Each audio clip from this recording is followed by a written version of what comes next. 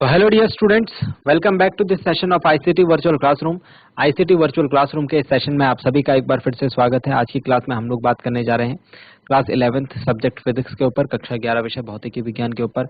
मैं उम्मीद करता हूं आप सबके सब फिट फाइन हेल्दी होंगे, बिल्कुल रेडी होंगे क्लास के लिए और आप लोग अपनी सीट्स पर बैठ चुके होंगे। तो चलिए आज की क्लास को करते हैं स्टार्ट और हम इस क्लास में कुछ इंपॉर्टेंट क्वेश्चंस के ऊपर देखेंगे, कुछ एक रिलेटेड टॉपिक से जो कि हमारे एग्जाम में अक्सर पूछे जाते हैं और इसे हमने काफी टाइम पहले जो है क्लास में पढ़ा था। तो चलिए क्लास को करते हैं स्टार्ट और चलते हैं स्मार्ट बोर्ड की स्क्रीन पर। आप लोग अपना ध्यान सामने स्क्रीन पर बनाकर रखिएगा।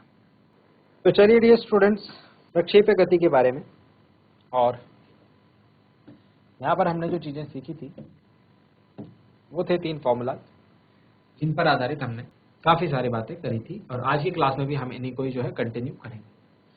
प्रक्षेप्य गति में 3 चीजें हमें पूछी जाती हैं अक्सर। प्रक्षेपण काल हो गया, अधिकतम ऊंचाई हो गया, क्षैतिज परास हो गया, एच टी और आर।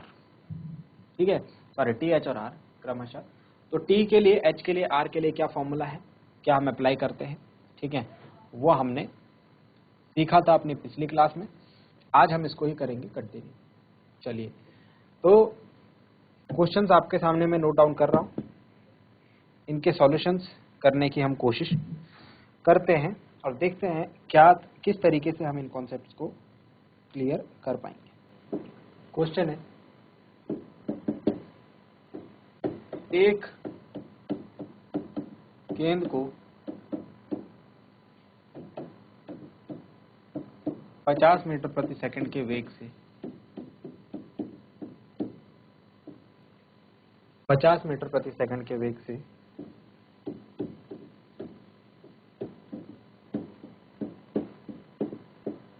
37 डिग्री के कोण पर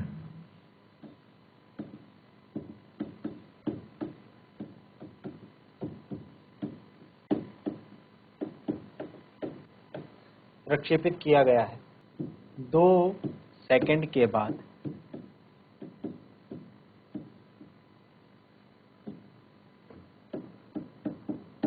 गेंद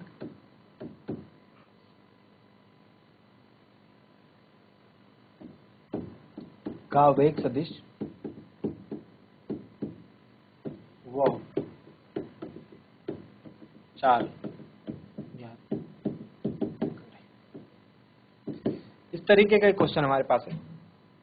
आइए समझते हैं इस क्वेश्चन से रिलेटेड कुछ इंपॉर्टेंट बातों को। देखिए, पहले जो जो चीजें हमें दी हुई हैं पहले हम उनको नोट डाउन करते हैं। 50 मीटर प्रति सेकंड दे रखा है प्रारंभिक वेग,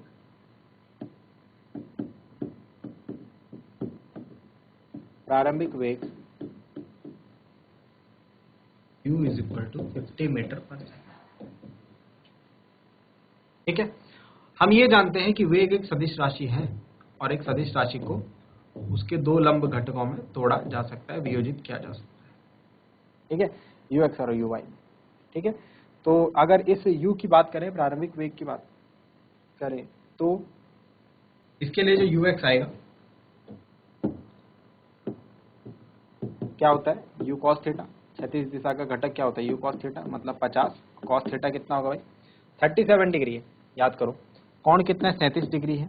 तो मैंने क्या बताया था, ये जो लाइन होगी ये क्या हो जाएगा, अगर ये 50 है, देखो ध्यान दो, ये देखो 37 डिग्री है और अगर ये वाला साइड 5 है तो ये 3 हो जाएगा, ये 4 हो जाएगा। तो अगर ये 50 होगा तो ये 30 हो जाएगा और ये 40 हो जाएगा, है ना। यही तो करना है, मतलब कि 37 डिग्री है और ये 50 है तो ये हो जाएगा 30 और ये हो जाएगा 40। ठीक है, तो cos 30 के cos कितना होता है, cos होता है आधार बटे कर्ण, मतलब 40/50 हो जाएगा, मतलब ये आ जाएगा 40 मीटर पर सेकंड। तो 40 मीटर पर सेकंड तो x दिशा में और y दिशा में निकालेंगे तो कैसे निकालेंगे, u sin theta. u sin theta मतलब 50, sin थीटा क्या होगा भाई, लंब बटे कर्ण, मतलब 30/50, मतलब आएगा 30 मीटर पर सेकंड। ठीक है, पहले हमने ये काम कर देना है, वेग को उसके 2 घटकों में तोड़ देना है, वियोजित कर देना है। ये कहानी यहाँ पर पूरी हुई, इसको अब हम मिटा देते हैं। आप जो है इसको कॉपी में साइड पर ड्रॉ करना। हमसे बोला गया है 2 सेकंड के बाद, हमसे पूछा गया है 2 सेकंड के बाद 2 सेकंड के बाद गेंद का वेग सदिश और चाल ज्ञात करो। तो वेग सदिश क्या होगा भाई? 2 सेकंड बाद जो गेंद का वेग सदिश होगा वो होगा V X I cap plus V Y J cap. ये तो होता है वेक्टर में हम क्या लिखते हैं, जो साइड्स होती हैं उसको लिखते हैं ना, तो क्योंकि ये 2D मोशन है, द्विविमीय मोशन है, तो आई और जे दो वेक्टर्स, यूनिट वेक्टर्स इसमें आएंगे, है ना। ये हमने वेक्टर्स में सारी चीजें पढ़ी हैं, ठीक है। तो चलिए वी एक्स और वी वाई निकालते हैं। 2 सेकंड के बाद, ये तो हम लिख चुके हैं पहले, वेग सदिश, अतः V X is equal to, देखो V X is equal to 40 metre पर सेकंड रहने वाला है, ठीक है, क्योंकि हमने बोला एक्स, ये जो वी एक्स जो है इस डायरेक्शन वाला वेग है और वी वाई जो है इस डायरेक्शन का, तो इस डायरेक्शन का जो वेग है ये कांस्टेंट बना रहता है, ये जो है पूरी यात्रा में एक समान रहता है। जो वी वाई है इसका मान जो है ये कम ज्यादा होते रहता है, मैंने आपको बताया था स्टार्टिंग में बढ़ता है और फिर ये घटने लगता है, ठीक है। तो वी एक्स तो 40 मीटर पर सेकेंड। अब वी आई की बात करते हैं, वी वाई बराबर क्वेश्चन मार्क, वी वाई हमें पता नहीं है, ठीक है, और यू वाई हमको पता है, यू वाई कितना है, यू वाई है 30 मीटर पर सेकेंड, ठीक है। इसके अलावा ए की वैल्यू हमको पता है, मैंने आपको बताया था ए की वैल्यू के रिलेटेड भी कि ऊपर जाते वक्त वाई दिशा में ए वाई को हम लेते हैं माइनस जी, क्या लेते हैं, माइनस जी, वाई दिशा में जो त्वरण होता है उसको हम लेते हैं माइनस जी, तो मतलब A Y is equal to minus G, मतलब माइनस का 10 मीटर प्रति सेकंड स्क्वायर, है ना। और ये हो गया, और बचा टी, टाइम हमको दे रखा है 2 सेकंड का, तो हम इसमें लगा सकते हैं बहुत ही आसानी से गति की समीकरण v बराबर u प्लस ए टी से, तो V Y is equal to U Y कितना है 30 और a कितना है -10 और t कितना है 2, तो 30 - 20 आ जाएगा 10 मीटर प्रति सेकेंड, ठीक है भाई। ये रहा वी एक्स और ये रहा वी वाई। अतः वेग सदिश हमारा आता है, वेग सदिश क्या बताया था, वी एक्स आई कैप और V Y J cap. V X I cap 40 I cap plus 10 J cap. ये आया हमारा फर्स्ट आंसर, नोट डाउन करें। वेग सदिश हम फाइंड आउट कर चुके हैं, इसके बाद हम चाल को ज्ञात करेंगे, तो जल्दी से नोट डाउन कीजिए, फिर चाल हम फाइंड आउट करते हैं इसमें। चलिए, तो वेग हमने निकाल लिया, है ना। अब चाल की बात अगर करें तो चाल कैसे निकालेंगे, तो चाल हम जानते हैं कि वेग और चाल में क्या संबंध होता है, वेग और चाल में यही संबंध होता है कि वेग जो है वो सदिश होता है और चाल जो है वो अदिश होता है, यानी कि जो चाल है वो वेग का क्या होगा, परिमाण होगा, वेग का क्या होगा, परिमाण होगा, यानी मैग्नीट्यूड होगा, ठीक है। तो हमारा जो फाइनली जो वेग का सदिश रूप आया है उससे ही हम चाल निकाल लेंगे। इस सदिश का जो हमको सदिश दिख रहा है वही, उसका ही परिमाण जो होगा चाल होगा, है ना। अतः चाल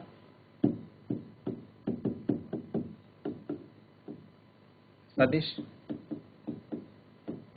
40 I cap plus 10 J cap का परिमाण होगा, यानी कि इसका मैग्नीट्यूड। कैसे निकालते हैं भाई मैग्नीट्यूड, 40 का स्क्वायर प्लस 10 का स्क्वायर। किसी सदिश का परिमाण हम लोग इस तरीके से निकालते हैं, तो 1600 प्लस 100 ये आ जाएगा √1700, ये आ जाएगा 10√70। जो चाल निकल के आ रही है वो आ रही है 10√17 मीटर प्रति सेकेंड, 10√17 मीटर प्रति। नोट डाउन कीजिए, हमने चाल और वेग सदिश दोनों निकाल लिए, फिर हम नेक्स्ट क्वेश्चन करेंगे।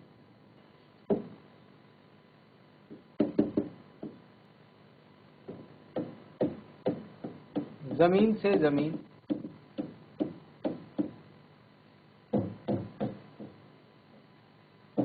के प्रक्षेप गति के लिए यदि h बराबर r हो तो प्रक्षेपण कोण ज्ञात करें।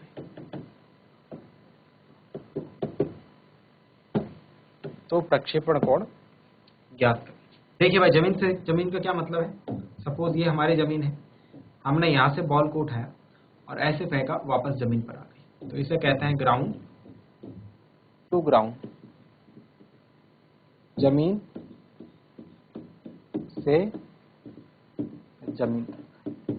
ठीक है, तो कह रहा है कि ये जो मैक्सिमम हाइट है ये वाली, और जो यहां से यहां तक की जो रेंज होती है ये बराबर है, ये और ये बराबर है। तो आप बताइए कि ये जो कोण था थीटा, ये कितना था। ये क्वेश्चन मार्क है हमारा। ठीक है, सॉल्यूशन देखते हैं, इसका समझने की कोशिश करते हैं। देखो, थीटा बराबर क्वेश्चन मार्क हमारे लिए, h बराबर r हमको दिया है। h क्या होता है भाई, अधिकतम ऊंचाई, r होता है परास। अधिकतम ऊंचाई का जो फॉर्मूला होता है वो होता है u square sine square theta upon 2g, और ये होता है u square sine 2 theta upon g। ठीक है, इसे सॉल्व कीजिए। u स्क्वायर से u स्क्वायर कैंसिल आउट होता है। ठीक है, g से g कैंसिल आउट होता है। साइन स्क्वायर थीटा को मैं लिख सकता हूँ sine theta into sine theta upon 2, और इधर बचेगा साइन 2 थीटा मतलब 2 साइन थीटा कॉस थीटा। एक साइन थीटा से एक साइन थीटा कैंसिल आउट कर दीजिए। Sine theta upon cos theta is equal to sine theta upon cos theta is equal to 2 to ज़ा 4 हो जाएगा, मतलब टेन थीटा की वैल्यू 4/1 आ गई। टेन थीटा की वैल्यू 4/1 आने का मतलब है, एक ट्रायंगल अगर हम बनाएंगे तो ये 4 होगा, ये 1 होगा, तो हम इसका कर्ण निकाल सकते हैं, √17। ठीक है, तो थीटा यहाँ से निकल के आएगा हमारे पास। हम एग्जैक्ट वैल्यू तो थीटा की नहीं बता पाएंगे, लेकिन हम थीटा की वैल्यू यहाँ से निकाल सकते हैं। Theta tan theta is equal to 4 and theta is equal to tan inverse. चलिए नेक्स्ट क्वेश्चन के ऊपर बात करते हैं।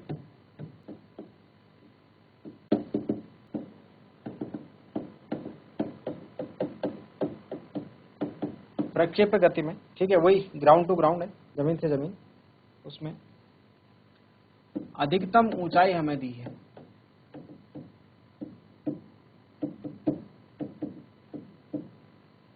अधिकतम ऊंचाई 30√3 मीटर एवं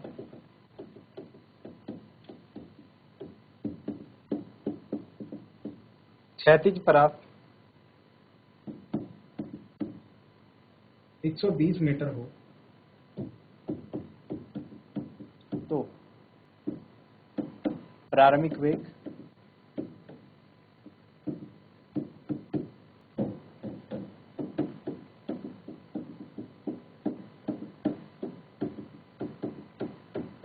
प्रक्षेपण कोण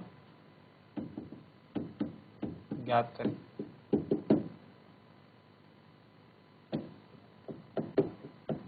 चलिए, तो क्वेश्चन के अकॉर्डिंग हमें जो डेटा दिया हुआ है वो है अधिकतम ऊंचाई, यानी कि मैक्सिमम हाइट इज 30√3 मीटर, एवं क्षैतिज परास यानी कि हॉरिजॉन्टल रेंज हमें 120 मीटर दिया हुआ है।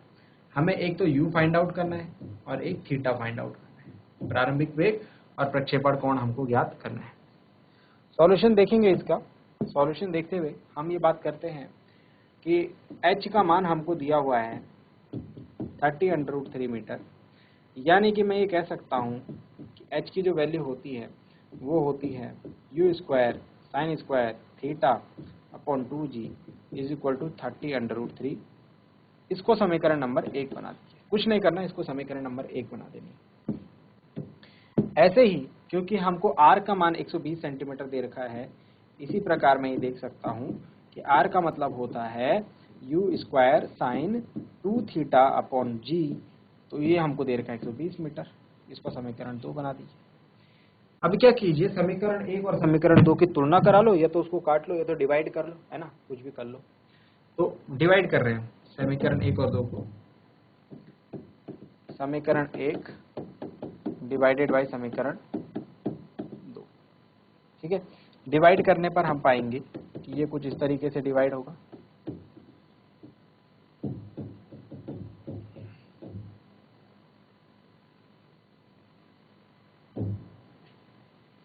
Is equal to 30 under root 3 इधर था और 120 यहाँ था, तो ये 4 आ जाएगा इधर, ये जी से जी कैंसिल आउट हो जाएगा, यू स्क्वायर से यू स्क्वायर, ठीक है, और कुछ कैंसिल आउट हो रहा है नहीं, तो ये आ जाएगा sine square theta upon 2 sine 2 theta is equal to under root 3 upon 4। इसको सॉल्व करते हैं, साइन स्क्वायर थीटा को मैं लिख सकता हूँ sine theta into sine theta, और 2 साइन 2 थीटा को मैं लिख सकता हूँ 2 sine theta cos theta. Sine 2 theta मतलब होता है 2 साइन थीटा कॉस थीटा, एक साइन थीटा से एक साइन थीटा कट गया, sine theta upon cos theta will be tan theta, और ये 2 से ये 4 काट दीजिए सामने वाला 2 टाइम, तो tan theta is equal to आ गया under root 3 upon 2, tan theta बराबर आ गया अंडर रूट 3 अपॉन 2, ठीक है, टेन थीटा बराबर आ गया अंडर रूट 3 अपॉन 2। चलिए देखते हैं इसे जरा, ये रहा under root 3 upon tan theta मतलब होता है लंब बटे आधा, तो कर्ण कितना आ जाएगा भाई इसका, अंडर रूट 7, ये तो आएगा कर्ण, आधार स्क्वायर प्लस परपेंडिकुलर स्क्वायर। हमको निकालना क्या है, हमको निकालना है थीटा, एक थोड़ा सा मिस्टेक हो गया, ये 2 से ये 2 भी कैंसिल आउट हो जाएगा, तो अल्टीमेटली अंडर रूट 3 बचेगा। अंडर रूट 3 मतलब 10 की वैल्यू अंडर रूट 3 के लिए हम जानते हैं, 10 की वैल्यू अंडर रूट 3 के लिए हम जानते हैं 10 कितनी वैल्यू पर अंडर रूट 3 होता है, 1060 जो होता है वो अंडर रूट 3 के इक्वल होता है, यानी कि जो थीटा का मान आ रहा है वो 60 डिग्री आ रहा है, theta will be equal to 60 degree. एक तो ये आंसर आ गया, इसे जल्दी से नोट डाउन करें, एक तो ये आंसर आ गया, इसे जल्दी से नोट डाउन करें, फिर हम यू फाइंड आउट करेंगे। चलिए, तो आई होप यहाँ तक आपने नोट डाउन कर लिया होगा, ठीक है। अब इसके बाद आता है हमारे पास यू फाइंड आउट करने के लिए, इसके बाद आता है यू फाइंड आउट करने के लिए, तो यू आप कैसे निकालेंगे, देखो यू निकालने के लिए आप कोई सा भी एक फॉर्मूला यूज कर लो, समीकरण 1 यूज कर लो या समीकरण 2 यूज कर लो, कुछ भी, है ना। तो यू हम यहाँ पर निकाल रहे हैं समीकरण 1 से, समीकरण 1 से क्या करेंगे हम, समीकरण 1 से you square sine square theta की जगह आप रख दो 60 डिग्री, थीटा की वैल्यू तो मिल चुकी है अब, और 2g, जी की वैल्यू भी रख दो, जी की वैल्यू 10 रख दो, ठीक है। इसके बाद आ जाएगा इज इक्वल टू 30 रूट 3, क्योंकि मैं पहले वाली समीकरण यूज कर रहा हूँ, तो इसे सॉल्व कर लेंगे भाई। U square is equal to sine 60 की वैल्यू होती है अंडर रूट 3 अपॉन 2, तो साइन स्क्वायर 60 होगा 3/4, स्क्वायर कर देंगे उसका तो 3/4 आ जाएगा, is equal to 30 under root 3, ये 3 से 30 काट दो 10 times, U square is equal to 10 under root 3 into 2 into 10 into 4 हो जाएगा, U square is equal to, ठीक है, तो U square is equal to under root 800 under root 3, तो U will be equal to under root, ठीक है। इस तरीके की वैल्यू आएगी, आपको समझ में आना चाहिए बस, ठीक है, आंसर जो भी आया उससे मतलब नहीं हमें, ठीक है, समझ में आया होगा। तो इस तरीके से आप यू भी फाइंड आउट करेंगे, ठीक है। अब जाते जाते कुछ काम की बातें करते हैं हम, और तो देखिए जरा, देखो रेंज का फॉर्मूला जो होता है, परास क्षैतिज परास का जो फॉर्मूला होता है U square sine 2 theta upon G होता है, ठीक है। आप इसको दो एंगल्स के निकाल के देखिए, जब थीटा है और जब 90 माइनस थीटा में रखता हूँ थीटा की जगह पर, तो जब थीटा बराबर 90 माइनस थीटा रखते हैं तो क्या आता है ना, मतलब सपोज आप एक बार 30 डिग्री के लिए निकालिए इसको और एक बार 60 डिग्री के लिए निकालिए, ठीक है, इस तरीके से। तो यहाँ पर आपको एक रिलेशन देखने को मिलेगा, चलिए मैं फाइंड आउट करता हूँ। थीटा के लिए तो ये 90 माइनस थीटा रखता हूँ, तो आर इज इक्वल टू हो जाएगा U square sine 2 90 minus theta upon G, ठीक है, R is equal to U square sine 90 to 180 minus 2 theta upon G, R is equal to sine 180 minus theta, sine 180 minus theta is plus का sine theta, तो ये आ जाएगा sign 2 theta upon G, ठीक है। R is equal to U square sine 2 theta upon G, जो कि हमारा ये R1 के जैसा है। ये R2 निकाला हमने, तो R2 हमको कैसे देखने को मिला, R1 के जैसा देखने को मिला। इसका क्या मतलब हुआ, इसका मतलब ये हुआ कि हम यहाँ पर R2 और R1 की जो वैल्यू देख रहे हैं वो इक्वल है, क्योंकि R2 is U square sine 2 theta upon G और R1 is also U square sine 2 theta upon G, ठीक है। तो क्या मतलब हुआ इस बात का, जब थीटा था, जब हमारे पास कोण जो था थीटा था, थीटा वो 90 माइनस थीटा पर हमने जो देखा क्षैतिज परास, आर का मतलब क्या है, क्षैतिज परास यानी कि रेंज के मान हमको समान देखने को मिलते हैं, के मान समान होते हैं। इसको थोड़ा सा और समझने की कोशिश करते हैं। एक बॉल लीजिए आप क्या कीजिए, एक बॉल लीजिए और इस बॉल को आप 30 डिग्री के एंगल पर फेंकिए, तो सपोज ये आर दूरी गिरेगी जाके, ठीक है। अब आप दूसरी बॉल लीजिए और इसको आप 60 डिग्री के एंगल पर फेंकिए, तो ये जा करके वापस आर डिस्टेंस पर ही गिरेगी। समझ में आई बात। तो थीटा एंगल पर फेंको या फिर 90 माइनस थीटा पर फेंको, 30 डिग्री और 60 डिग्री पर फेंकेंगे तो सेम जगह पर गिरेगी, ठीक है। अगर 30 डिग्री और 50 डिग्री पर फेंका तो सेम जगह पर नहीं गिरेगी। 90 माइनस थीटा, दोनों का सम कितना होना चाहिए, 90 होना चाहिए। समझ में आई बात। तो ये बात हमको यहाँ से पता लगती है, ठीक है। अब एक और रिलेशन यहाँ से हमसे पूछा जाता है अक्सर, इसके ऊपर भी बात करते हैं। वो ये है, इसको क्वेश्चन ना लिखें, इसको स्टेटमेंट लिखें। यदि दो प्रक्षेपणों के लिए R समान है, R की वैल्यू यानी हॉरिजॉन्टल रेंज क्या है, सेम है। एक सेकंड, मैं आपको डायरेक्ट इसमें रिलेशन लिखवा देता हूँ, तो आप इस तरीके समझिए। तो इनके बीच जो रिलेशन होता है R और दोनों ऊंचाइयों के बीच में, समय कम है, मैं डायरेक्ट रिलेशन लिखवा रहा हूँ।